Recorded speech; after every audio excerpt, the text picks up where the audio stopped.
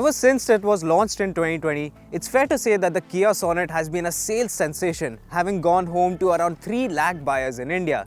But since then, newer competitors like the updated Nexon and the Venue have moved the game forward. And in reply, Kia has introduced this, the Sonet facelift. It gets refreshed looks, an updated interior, some new features and one mechanical change as well. Let's dive right in. But before we do, don't forget to like this video and subscribe to the Autocar India YouTube channel. Now let's start off by talking about the design changes up front. The most apparent change you'll see are these new LED headlamps. They are larger than before, they extend further into the grille and lower down into the bumper. You also get this new LED DRL signature, this sort of inverted L, and other new things up front are this new grille and this bumper arrangement. Like with the larger Seltos, the Sonet 2 gets a different bumper design, front grille inserts and fog lamp arrangement depending upon which variant you choose. There are 3 distinct variant lines, Tech Line, GT Line which you see here and X-Line. Along the sides, not much has changed apart from the alloy wheel design, and that too depends on which version you opt for, with as many as 4 options available. The easiest way to tell that this is the new Sonet is by looking at the tail lights. It gets this new LED light arrangement with a light bar that spans across the width, and it brings it in line with other Kia models like the Seltos, the Carens and even the larger EV6. And as was the case with the front bumper and the alloy wheels, the design of the rear bumper and the skid plate changes depending upon which variant you opt for. There's also a new pewter olive paint shade on offer which recently debuted on the Seltos. Overall, the Sonet's design changes are evolutionary rather than revolutionary, but do well to impart a sharper, more chiseled look, which is something Indian SUV buyers love. Now let's check out the cabin. Inside the Sonet, the basic dashboard layout has been retained and the quality and fit and finish of materials is as impressive as ever.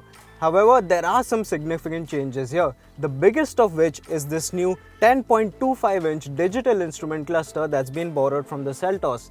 It is crisp, bright, full of information, and honestly it elevates the entire experience of this cabin. The touchscreen, however, remains the same size as before at 10.25 inches. However, it does benefit from Kia's new UI system.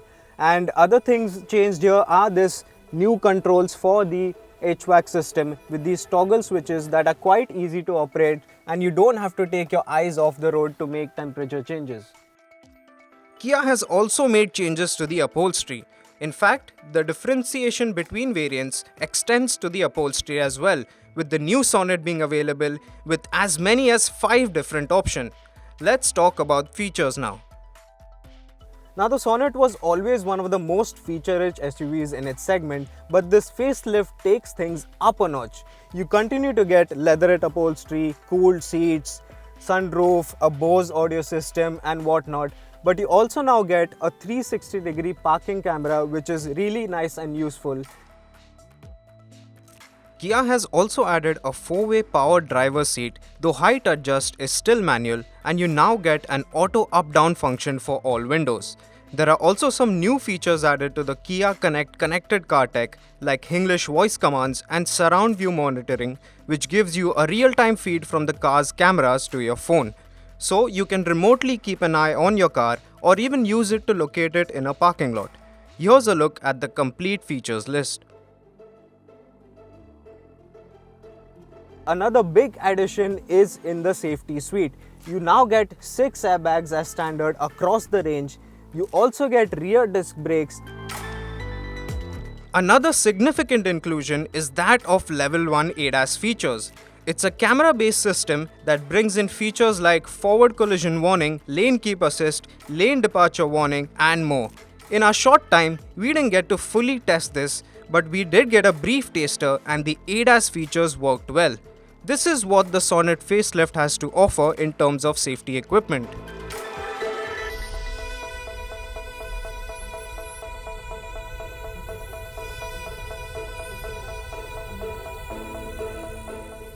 I'm now in the back seat of the Sonet and I've set the driver's seat to my position. I'm around 5 feet 11 inches tall, and as you can tell, I have just about adequate space here.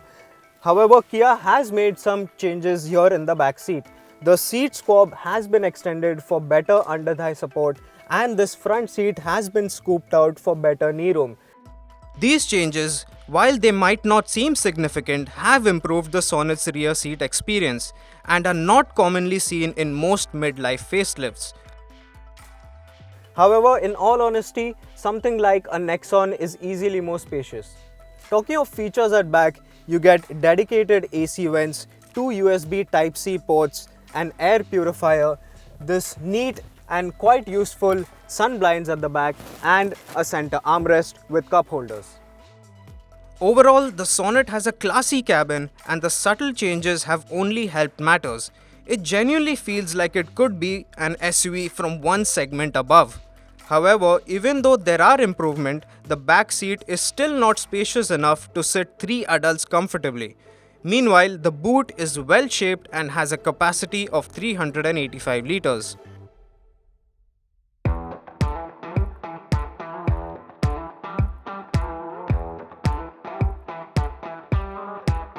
So now I'm out driving the Kia Sonet. This particular one is the 1-litre turbo-petrol mated with the 7-speed DCT gearbox. Now with the facelift, the Sonet is available in a massive 6-engine gearbox configurations to choose from. The range starts with a 1.2-litre naturally aspirated petrol engine that comes with a 5-speed manual only. Then you have the turbo petrol, which can be had with either a 6-speed IMT or a 7-speed DCT like this one here. And finally is the 1.5 diesel that can be had with either a 6-speed torque converter auto, a 6-speed IMT, and making a comeback is the 6-speed manual transmission with this engine. The engine and gearbox are both carryover unchanged from before. So this is a 1-litre 3-cylinder turbocharged unit. It puts out 120 horsepower and performance is more than adequate. Sure, there is that usual turbo lag below like 1800 RPM, but after that it pulls in a nice clean manner. And the 7-speed automatic is also swift with its shifts and it's smooth also, but there is some hesitation that creeps in occasionally. So I'm now driving in eco mode, and in this mode, throttle inputs is honestly quite dull, but that can be easily rectified by switching it into sport mode. And then it feels quite energetic. Not only do the drive modes alter the throttle sharpness, but they also change the layout of the digital dials. Another thing that I wish they had changed with this update is getting rid of this instrument binnacle, which is quite thick and it will fall in your line of sight. But now, back to the drive and let's talk refinement. Speaking of NVH levels, is actually quite well contained in this SUV. Sure, there is some tire noise that filters through at highway speeds, but it's more than manageable honestly. The Turbo-petrol DCT package has strong performance and it will appeal to enthusiasts. However, it wouldn't be our pick of the bunch. I've now jumped into a different Sonet, and that's for 2 good reasons. First, this is the top-of-the-line X-Line model, which is easily identifiable by its matte grey exterior paint and these sage green seats with orange stitching, and it looks quite nice honestly. And the second reason is because this is the diesel automatic version. And to be honest, this is the pick of the bunch. The diesel engine is the same 1.5-litre unit that makes 115 horsepower and 250 Newton meters. And out here on the highway, it's an absolute dream to drive. The gearbox is also super smooth, though not as quick as the DCT in the petrol, but it gets the job done.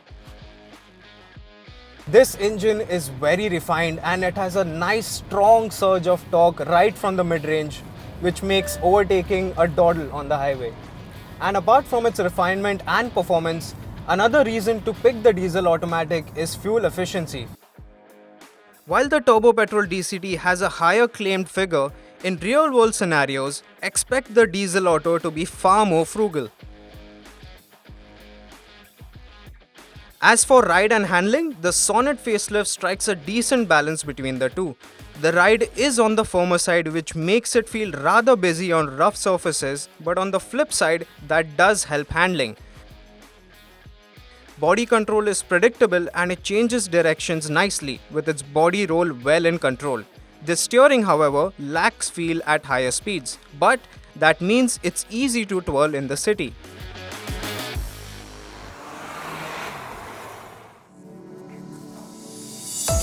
Kia is yet to announce prices for the Sonet facelift, but despite all the updates it has received, Kia says the price won't be going up too much. This is a very price-sensitive segment after all. For reference, the pre-facelift model was priced from Rs 7.79 lakh to Rs 14.89 lakh ex-showroom Delhi. The Sonet was a compelling package to begin with, and this update takes it up a level and addresses some of the shortcomings it previously had. Sure, the rear seat still isn't the most spacious, but the Sonet manages to make up for it by excelling in other departments. And buyers continue to have a wide choice right from engine and gearbox options to the interior upholstery and alloy wheels. I mean, sure, it's not a generation jump, but all these small little changes on the exterior, on the interior and on the features sure do add up and make the Kia Sonet feel more premium than before.